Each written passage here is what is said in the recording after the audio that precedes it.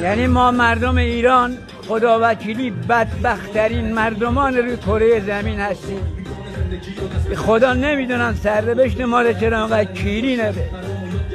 یعنی ای خدا درست زمانی که یعنی اول نوجوانی ما رو به طور این کشکش انداختی که هیچ نه راه پس داریم نه راه پیش. حضرت عباسی مگه ما به درگاه تو چیکار کرده بودیم؟ ما کدوم فرشتت گاییده بودیم که این کار با ما کردی تو؟ بابا حضرت عباسی حق ما این نبود، اقلا این آخر عمری یه حالی به ما بده. کیر تو کس خار مادره، با ما گاییده شدیم حضرت عباسی.